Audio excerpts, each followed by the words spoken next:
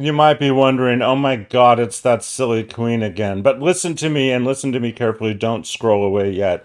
If you are 50 years or older and you're a member of the LGBTQI plus community in the state of California, and it's before March 31st, 2024, you need to watch this. And I also want to remind you that in many of the states in our country, members of our community are under attack. They're getting it from all sides. And there's something happening in California we have a lot to be proud of, and I'm telling you about it next.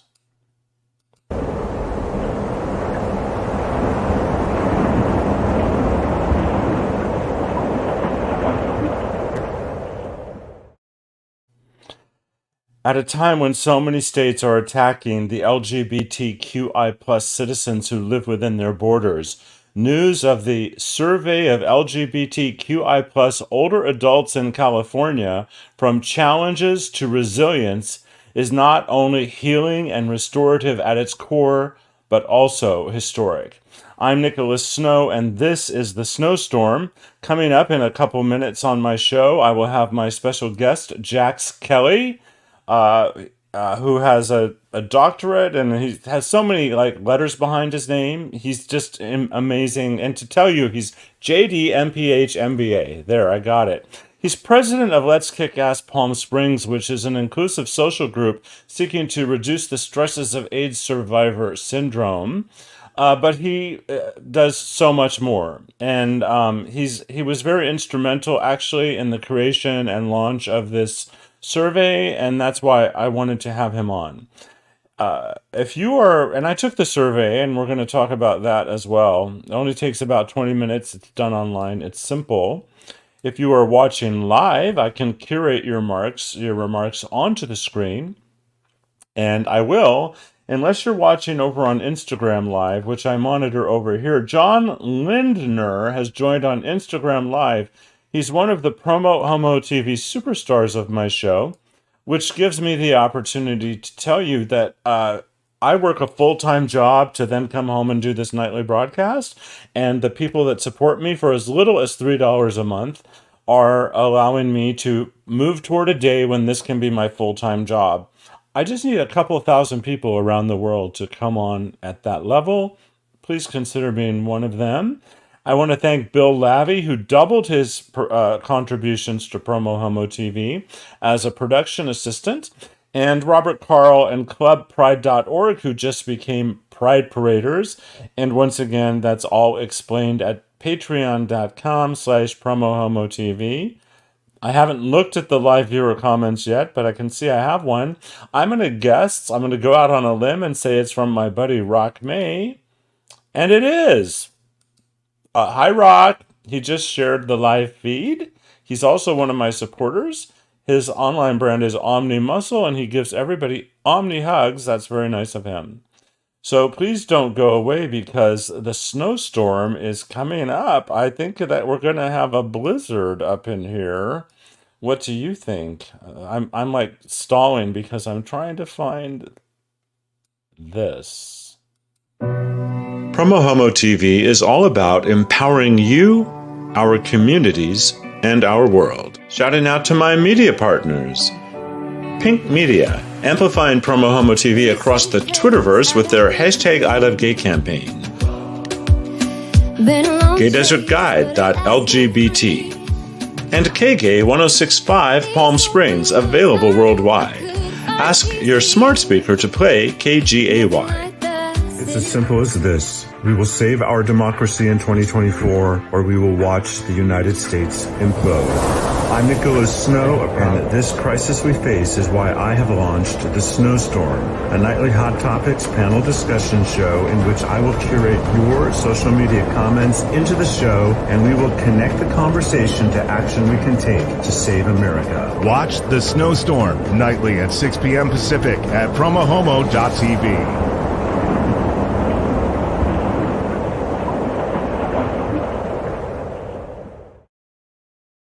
I will be posting in the comments across social media the direct link to the survey that we're talking about in tonight's program.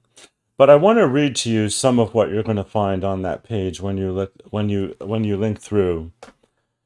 It's very emotional when you think about the whole reason that this survey is existing. And it's also very emotional when you realize that, I mean, even in California, members of the LGBTQI plus community are under attack, especially the trans community. And we already know that it's much worse for people in other states and of course in other parts of the world. So it is comforting, it's historic, it is even at some levels for me healing to know that this survey is coming about.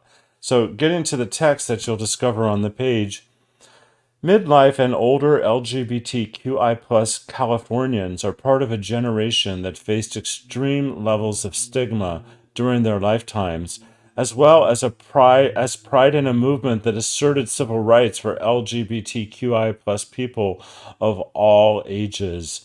Despite the central role that LGBTQI plus Californians play in California's history and in communities across the state, no baseline data are available that describe their aging experiences.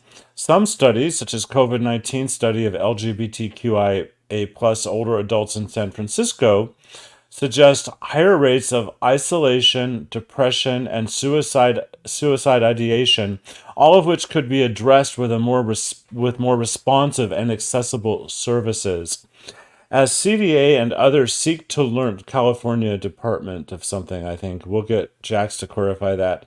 As CDA and others seek to learn more about the aging experience of all Californians, yeah, California Department of Aging, that's what that stands for. As CDA and others seek to learn more about the aging experience of all Californians in support of the California Master Plan on Aging goals for equity and inclusion, it is crucial that the unique life experiences within LGBTQIA plus communities are visible and honored. California's survey of midlife and older LGBTQI plus residents will paint an up-to-date and comprehensive statewide portrait period to offer insights about the experience of marginalized and underserved LGBTQIA plus communities. The survey team is oversampling Black, Indigenous, people of color, Hispanic, Latinx, and Asian Pacific Islander communities, as well as rural and frontier communities. The survey data will form a first ever baseline data set, which will be available to other researchers in an open source format to encourage additional research and policy attention to the needs of midlife and older LGBTQI plus Californians. So, I'm going to welcome to the show, because I've kept him backstage long enough, and he's the star of this episode, Jax Kelly, right here. Hi, Jax. Hi, how are you, Nicholas? Good to be I'm here. good. I hope you don't mind my Rachel Maddow-esque long lead to really set people up for what we're talking about. As long as you don't mind my crazy Wi-Fi system that seems to be coming in and out every now and then. Well, for my viewers, he actually insisted on a hazy filter so he would look 10 years younger. No, that's okay. As long as we can hear you, we're good. And if they can have technical difficulties on CNN, we can as well. Awesome. We already have three comments.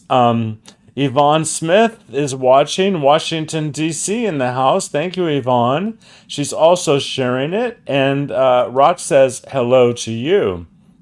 Yvonne, since I believe you're a new viewer, the Nightly Snowstorm is about saving democracy, and I welcome you to share this show with your friends and let them know it's a resource and a platform. So, Jax, you have some history involved with this survey, and I was wondering if you would give my viewers the background of how it came to be. And just a reminder to the viewers, right now I'm posting the link to the page where you can find the survey. I've just done that. Yeah. First of all, I want to thank you for that great introduction. I just want to say that I like to introduce myself as a Black gay man who's been living with HIV, so that I uplift those people who identify as well. So, and the survey has been a work in progress for a while. Number one, the just I think it was about 2-3 years ago, the governor of California, Gavin Newsom, decided that we needed to do something called a master plan for aging, and so he set into motion a all of the networks that work on aging in the state of California to actually start considering being prepared for 2030, which is the year that we expect. It's a year that Says we expect that over a quarter of Californians will be over the age of 60. So, in this master plan for aging, one of the things that we wanted to address is equity issues, right?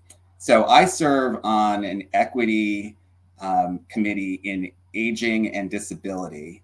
And this committee has been meeting I've been a member of it for over 2 years, and it's continuing on. And one of the projects it took on was this LGBTQIA survey, which received funding from the Office of Aging in California. So the idea was, and I have to say, really kudos to one of our commissioners on the California Commission on Aging, Marcy Edelman, who is a San Francisco Bay Area resident, a founder of the first LGBTQ senior home and center in the Bay Area called Open House. And she has been a big advocate for getting data on the LGBTQI community in California. So one of the projects that she was leading was to just say, look, if we're going to serve our LGBTQIA older persons, we need to know more about them. So we need to know about their housing needs, their transportation, their health needs, and to do it in a way that is respectful. It gets the data that we need and identifies our members of our community. So right now, I think everything that I've been sending out recently has been in English, but we also have surveys that are available in Spanish, Tagalog, and in Chinese. And I think that those are all available on that website that you put in the link, which is probably easiest to find by going to aging.ca.gov and then scrolling down to the highlights area so that you can get to the LGBTQIA survey. And I've put the whole URL on the screen, but aging.ca.gov is the key, and then you can scroll down. I actually do have, because I'm a TV producer and all that, I do have the ability to actually bring that page up, which I'm going to do at this moment. So there we have the homepage of the survey. So this is beyond just going to aging.ca.gov. Mm-hmm, mm-hmm. And that is where I was able to find that powerful language that I read at the top of at the top of the show. And then there's the direct take the survey button. And the survey partners, I'm glad you're here, Jax, because I could make out two of them that I know their full name. But one of them, of course, is UCSF, the University of University of California, San Francisco, and then also Open House. But I am not familiar with Citrus Bonato Institute, and that logo is so small. I wasn't even sure I'm naming it correctly. Yeah, no, I think the key thing to know about that organization is that with any research that you do, you need people who understand numbers and statistics and can actually structure all that data collection in a way that's meaningful. And along with employees of the California Department of Aging, these partners are so important in terms of making sure that this data is meaningful. Rock is not old enough to participate in the survey, but he says that I have to say, moving from North Dakota here to California, my health has improved greatly. with everything directly and indirectly, and I am grateful, which, there is a huge contrast between one state to the next in terms of, and he is a person of color, in terms of what sort of accessibility is out there. Yeah, the thing is, this is the second survey by a state anywhere in the country. So that Was just New goes to show York you, first? I believe it was Washington State. So, and a matter of fact, some of the people, I believe, actually, the executive director from Open House, Kathleen Sullivan, I think was actually working on that when it was in Washington State and before she moved to California to lead Open House. Yvonne Smith says all Office on Aging should have LGBTQ councils to advise them. I love that. So I'm going to share with my audience after this break some personal recent experiences, which Jax is aware of a major depression I went through, as well as suicidal ideation and how I got through it. But as a first person reminder of why this sort of work is very important. So I'll be back with Jax Kelly after this.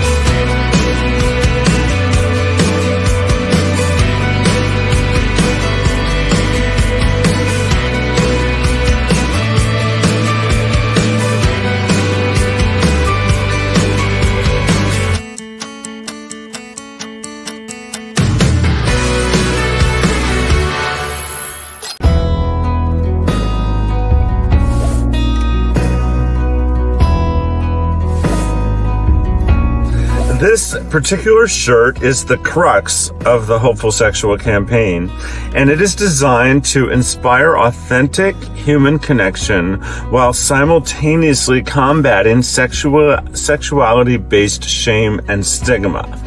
And the really cool thing is, if you go to hopefulsexual.com, it takes you to an Amazon store where this shirt is available in all sorts of styles, sizes, and colors. And I use the revenue to fund PromoHomo.TV. So check it out. I think almost everyone is a hopeful sexual, don't you?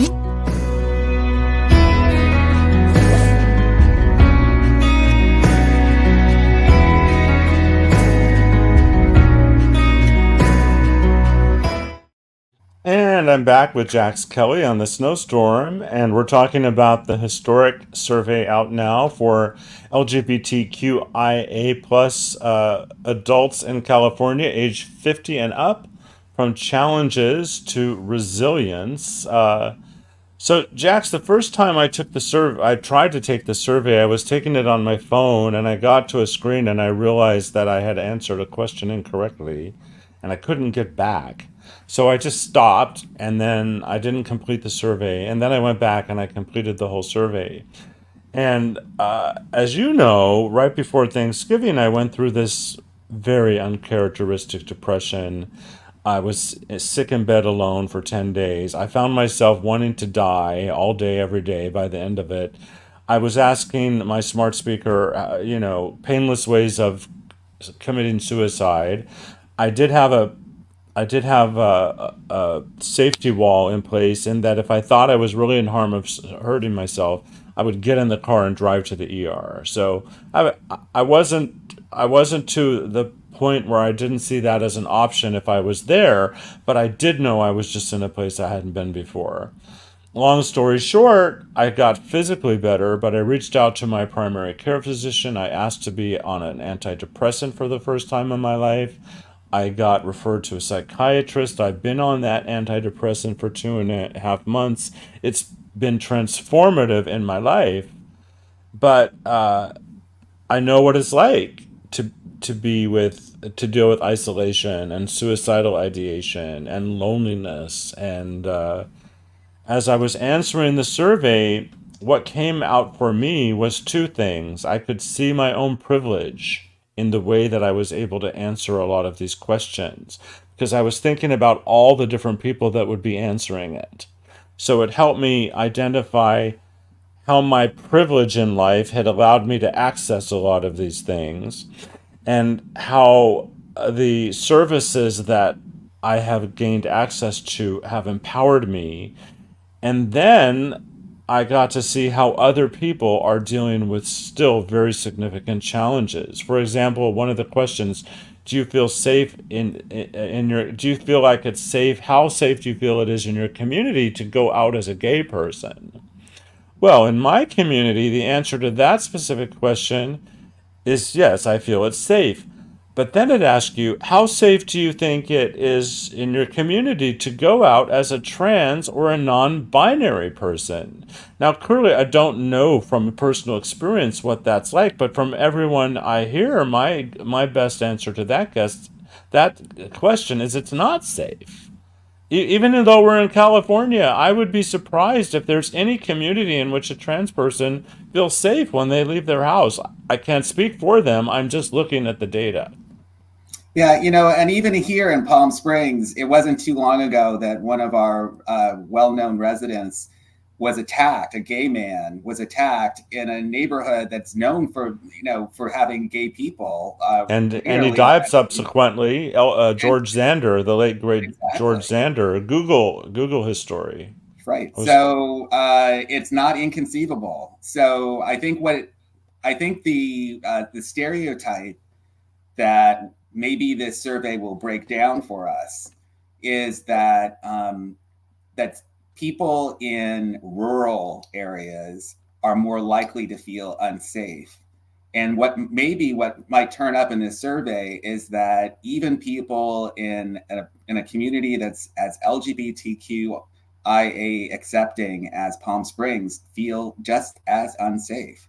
And part of it could be because there are efforts even in this blue state to actually pass anti-trans laws, or to take LGBT books out of high schools, or to actually decide that drag queens can't perform in bingo or any live events in this state of California. So it's absolutely incredible, but we always have to be vigilant.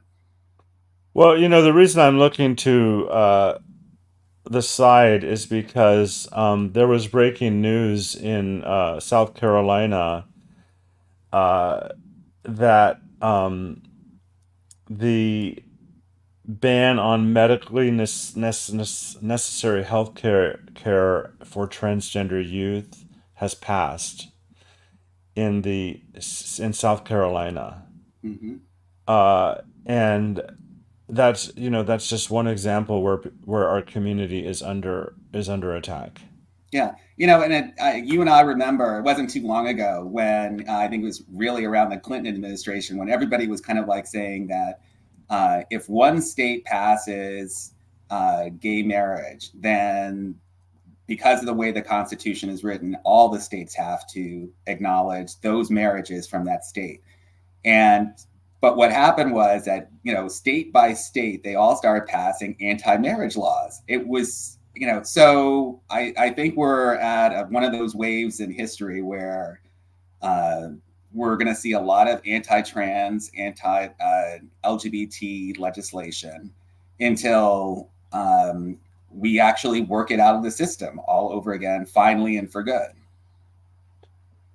Um, Elk Whistle, aka Aaron Terry, is another friend and supporter of my show. Do we have to be residents of California to do this survey? The answer is yes. Yeah, what's really good about this survey because when I post things on social media, I'm sure it gets read by people all over the place. Well, of course, because And it's you.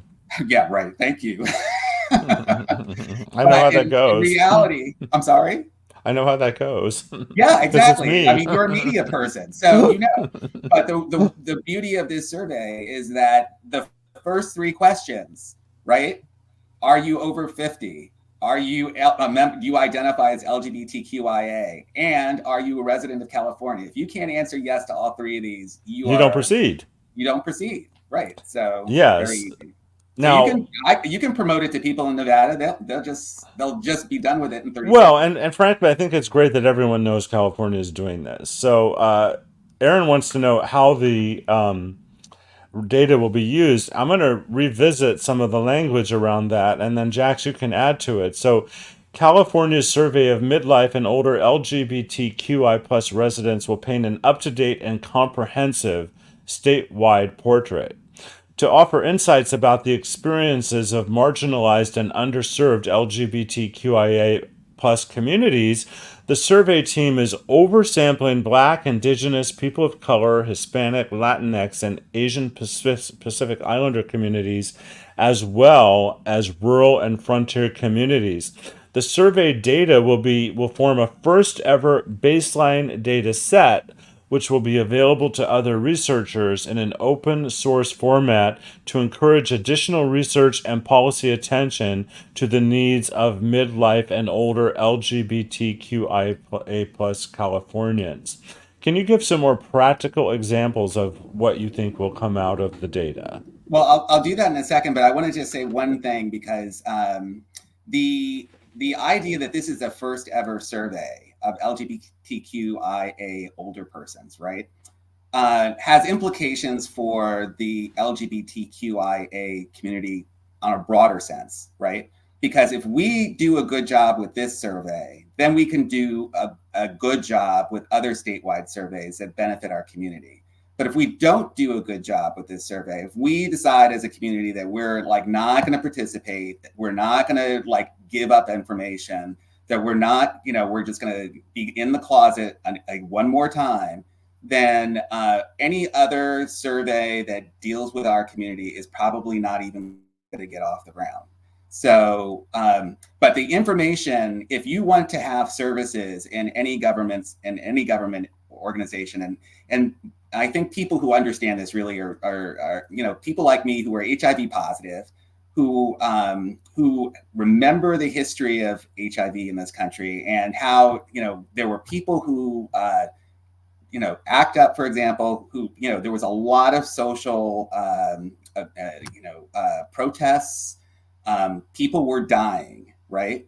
Those things get people's attention, right? The next thing that gets people's attention is numbers and data.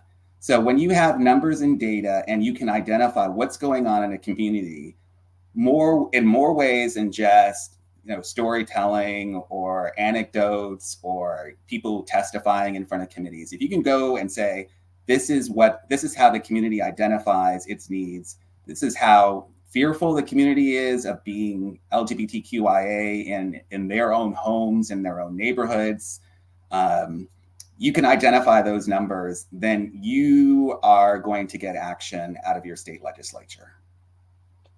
Well, I told you the time would race by, and it has. What would you like to say in conclusion? And by the way, even though your face froze a few times during the broadcast, your voice still came through. It just Oh, looked like you were getting, periodic Botox throughout the broadcast. I told you the, this camera was working for me, right? that's okay. The important thing is that we got the information out there. But what would you like to say in conclusion?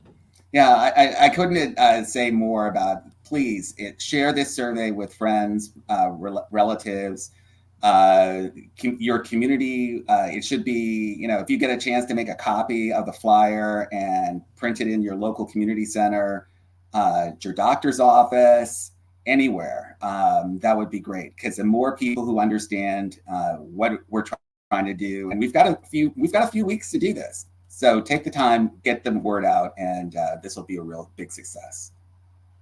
Yvonne, I'm loving your energy and participation, Yvonne. She says, I'm assuming that your pronoun is she, so forgive me if that's incorrect. Uh, we can use the survey even if we cannot take it and help it be the standard across the country. Rock says most of his friends here in California are 50 plus, so he will share. And he also says, my mom always said, it's not the house you don't like, it's the people. When I said, I can't stand this house when I was younger. No different if you replace place with community. So yeah, at any rate, Jax, it's been a great show. You were always welcome on my show because you know what? I'm going live every night, so I have lots of openings. Okay. I look forward to Yeah. coming back soon. Yeah, that would be great. Any time that you want, and thanks again for being here. And to everyone out there watching, just a reminder that within minutes, this is across all podcast platforms. Jax, I've really become a promo homo. I mean, totally over the top. Because within minutes, this will be on Spotify, on iHeartRadio, on Apple Podcasts, and there's others that I forget about. So thank you for being here, and everyone have a good night.